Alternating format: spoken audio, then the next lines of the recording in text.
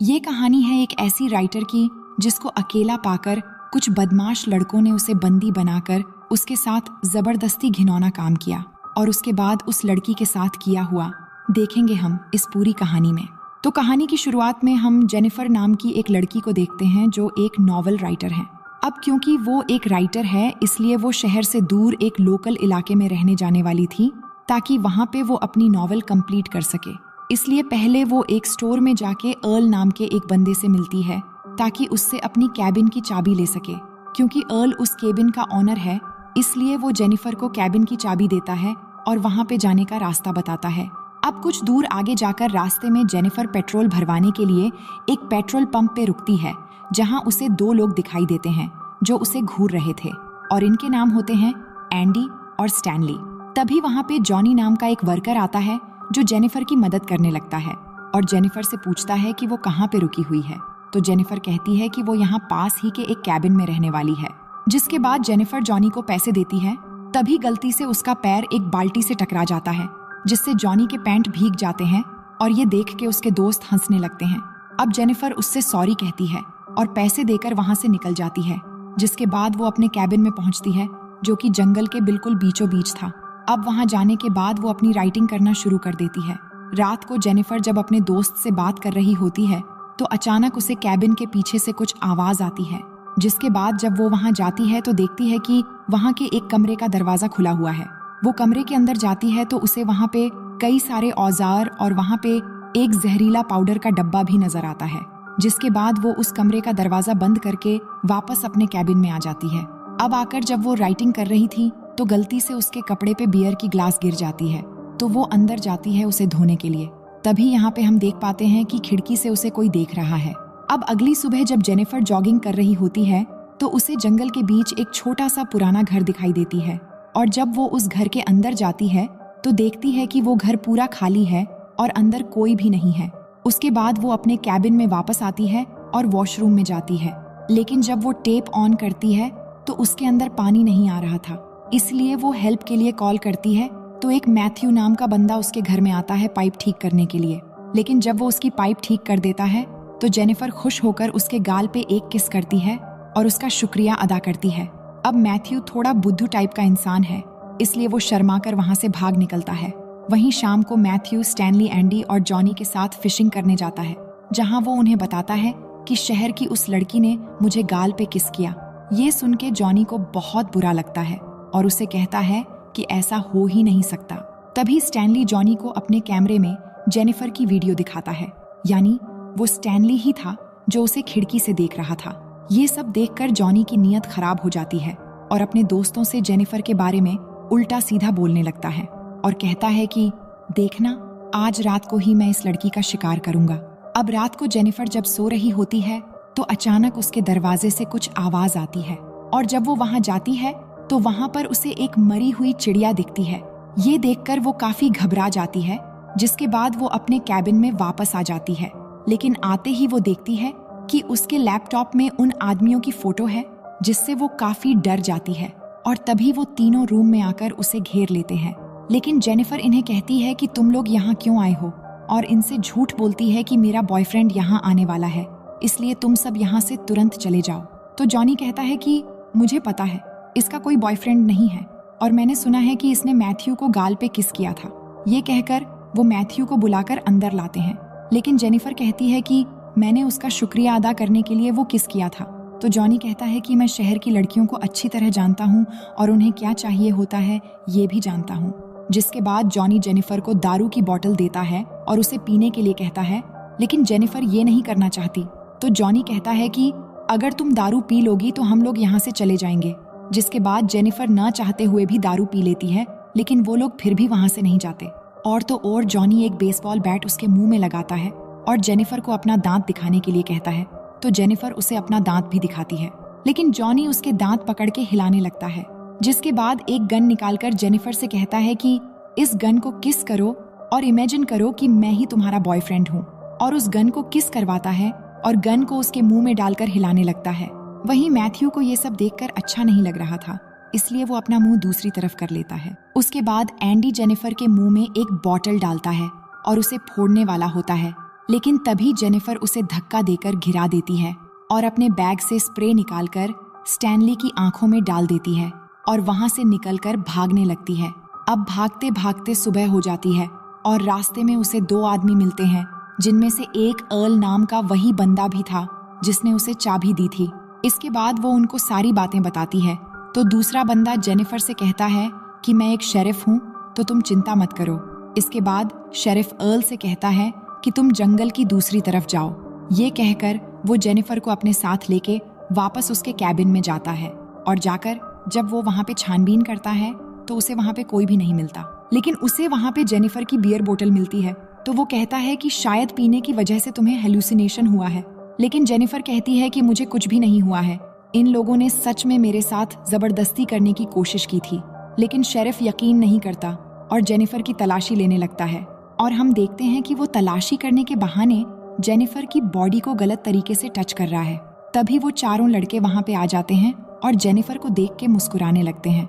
ये देख के जेनिफर समझ जाती है कि वो शेरिफ भी उनसे मिला हुआ है, जिसके बाद शेरिफ भी जेनिफर के साथ बदसलूक करने लगता है और मारने लगता है और कहता है कि अब तुम्हारे साथ बहुत बुरा होने वाला है। उसके बाद जॉनी जेनिफर को पकड़ लेता है और मैथ्यू को अपने कपड़े उतारने के लिए कहता है और कहता है कि आज मैं तुझे एक मर्द बनाऊंगा। तो मैथ्यू अपने कपड़े उतारने लगता है। उसके बाद वो जबरदस्ती जेनिफर के कपड़े फाड़ देते हैं और उसे नीचे लेटाकर मैथ्यू से कहते हैं कि तुम इसके साथ संभोग करो।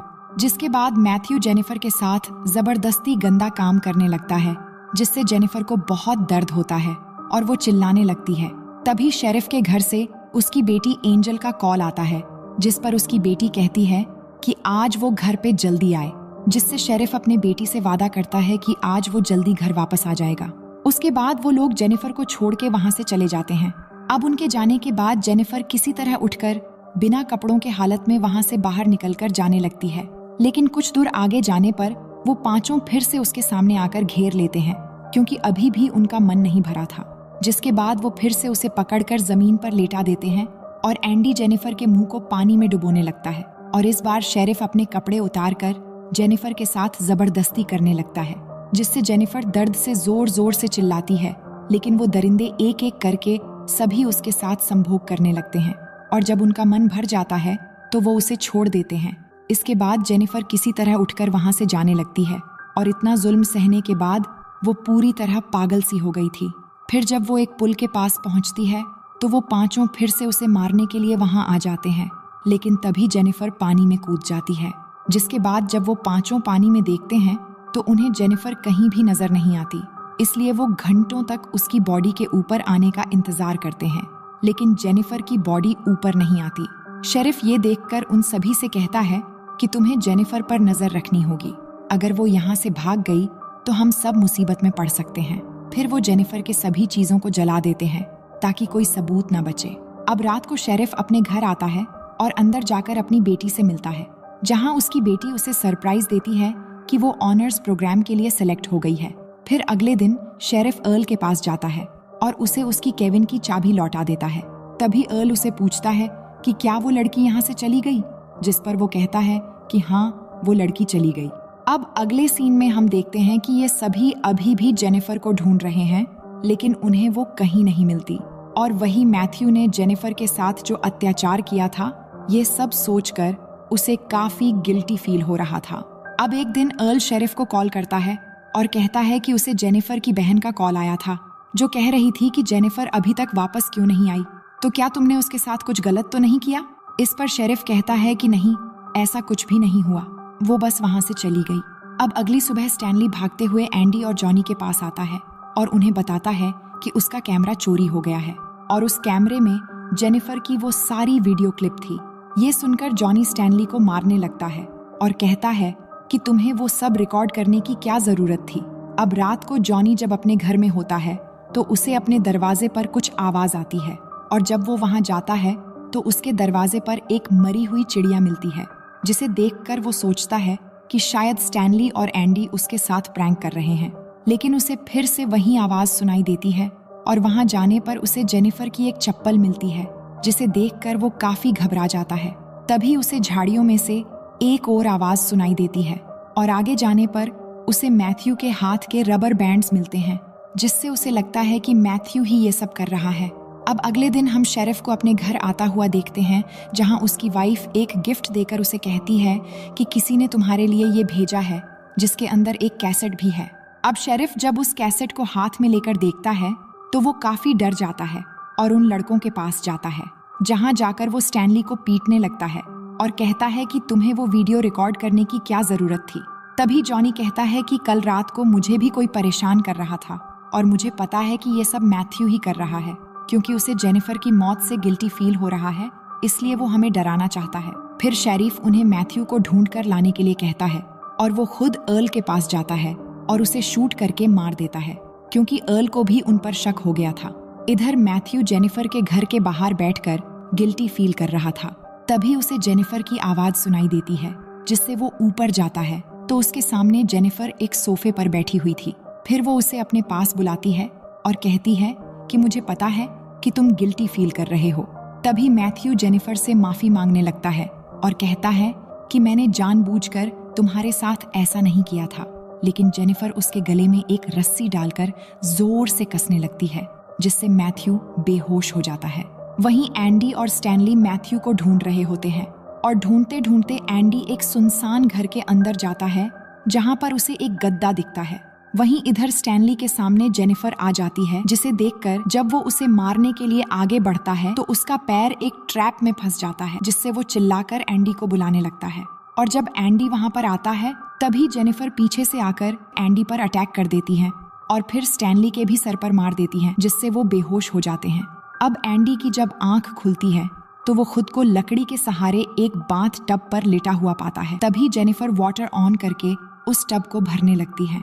इधर स्टैनली को भी उसने एक पेड़ से बांध रखा होता है और उसे चूहा खिलाते हुए उसका वीडियो बनाने लगती है और उसकी आईब्रो पर फिशिंग हुक लगाकर उस धागे को पेड़ से बांध देती है, जिससे वो अपनी आंखें न झपका पाए। फिर वो एंडी के पास जाती है, यानी जेनिफर दोनों को एक साथ मार रही है और दोनों आसपास ही हैं। अब जेनिफर एंडी के पास आती है, लेकिन एंडी उससे माफी मांगने लगता है। तभी जेनिफर उससे कहती है कि मैं भी तुम्हारे सामने ऐसे ही गिड़गिड़ाई थी, लेकिन तुम लोगों ने मेरी एक भी नहीं सुनी और सबने जमकर मेरा फायदा उठाया। जिसके बाद वो उसका मुंह पानी में डुबोकर कहती है कि मैं तुम्हें बहुत बुरी मौत देने वाली हूँ। फिर वो स्टैनली के पास जाती है और एक मछली का पेट फाड़कर उसका मांस निकालकर स्टैनली की आंखों में घुसा देती है। इसके बाद वो एंडी के पास जाकर उसके पानी में जहरीला पाउडर मिला देती है और उसके नीचे से एक लकड़ी निकाल देती है, जिससे एंडी उस पानी में चला जाता है और उसका मुंह जल जाता है। इधर स्टैनली के पास कुछ पंछी आकर उसकी आंख में लगा मांस खाने लगते हैं और साथ ही उसके आंखें भी निकाल लेते हैं, जिससे बहुत बुरी तरह से उसकी भी मौत हो जाती है और इस तरह से वो दोनों को मार देती है। उसके बाद जेनिफर पेट्रोल पंप में जाती है, जहां वो जॉनी पर हमला करके उसे किडनैप कर लेती है। जिसके बाद जब जॉनी की आंख खुलती है तो वो अपने आप को बिना कपड़ों में बंधा हुआ पाता है और जेनिफर को सामने देखकर हैरान हो जाता है। इसके बाद जेनिफर उससे कहती है कि क्या तुम जानते हो मैं तुम्हारे साथ क्या करने वाली हूँ। ये कहकर वो एक एक करके उसके सारे दांत निकाल देती है, जिससे जॉनी को बहुत दर्द होता है और जेनिफर को गाली देने लगता है। ये सुनकर जेनिफर कहती है कि तुम्हें अपनी मर्दानगी पर बहुत गुरूर है ना, आज के बाद नहीं होगा, क्योंकि आज मैं तुम्हारी मर्दानगी उखाड़ देने वाली हूँ। ये कहकर वो एक कैंची लेकर उसका वो काट डालती है और काट कर उसके मुंह में डाल देती है, जिससे जॉनी बहुत जोर जोर से चिल्लाता है और उसकी वहीं पर मौत हो जाती है। वहीं शेरिफ जब अपने काम पर होता है तो उसकी बीवी उसे कॉल करती है और कहती है कि हमारी बेटी एंजल की एक टीचर आई है। तभी एंजल भी शेरिफ से कहती है कि मेरी टीचर बहुत अच्छी है, जो मुझे यहाँ से एक प्लेग्राउंड में ले जाने वाली है। लेकिन शेरिफ उससे कहता है कि तुम्हारी टीचर से मेरी बात करवाओ। तभी हम देखते हैं कि वो टीचर कोई और नहीं बल्कि जेनिफर ही है, जो वहाँ पर नकली टीचर बन के आई है। जिसके बाद जेनिफर जब शेरिफ को अपना नाम बताती है तो वो ये सुनकर हैरान हो जाता है और जेनिफर से कहता है कि प्लीज मेरी बेटी को चोट मत पहुंचाना। जिसके बाद जेनिफर फोन काट देती है और उसकी बेटी को अपने साथ ले जाती है। और जब शेरिफ घर पहुंचता है और उसकी बीवी उसे बताती है कि उसकी टीचर उसे प्लेग्राउंड में लेकर गई है, जिसके बाद शेरिफ जल्दी से प्लेग्राउंड में पहुंचता है और अपनी बेटी को ढूंढने लगता है।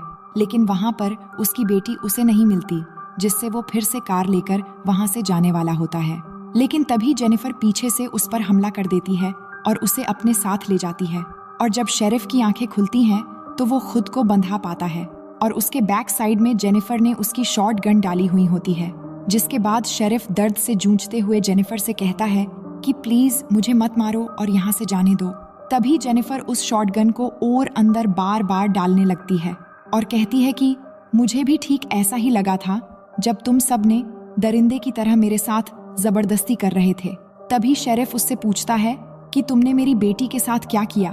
तो जेनिफर कहती है कि तुम्हारी बेटी तो काफी जवान और खूबसूरत है, अगर कोई उसके साथ जबरदस्ती करे तो उसे कैसा लगेगा। तभी शेरिफ कहता है कि जो मेरी बेटी के साथ ऐसा करेगा मैं उसे जान से मार डालूंगा। तभी जेनिफर कहती है कि मैं भी ठीक वैसी सजा तुम्हें देने वाली हूँ, क्योंकि तुमने भी किसी की बेटी के साथ ऐसा ही किया था। जिसके बाद जेनिफर उस शॉटगन की ट्रिगर में एक रस्सी डालती है और उस रस्सी को टाइट करके उसका दूसरा मोड़ मैथ्यू के हाथ में बांध देती है, जो बिल्कुल शेरिफ के सामने बेहोश पड़ा हुआ था। जिसके बाद वो शेरिफ से कहती है कि जब मैथ्यू को होश आएगा तो तुम दोनों मारे जाओगे। ये कहकर वो बाहर जाकर बैठ जाती है। जिसके बाद मैथ्यू को होश आ जाता है, जो शेरिफ को देख के हैरान हो जाता है। तभी शेरिफ उससे कहता है कि बिल्कुल भी मत हिलना, लेकिन मैथ्यू अपना हाथ हिला देता है जिससे वो गन चल जाती है और गन से निकला हुआ गोली शेरिफ के पीछे से चीरता हुआ आकर सामने मैथ्यू को लग जाती है, जिससे शेरिफ और मैथ्यू दोनों की वहीं पर मौत हो जाती है।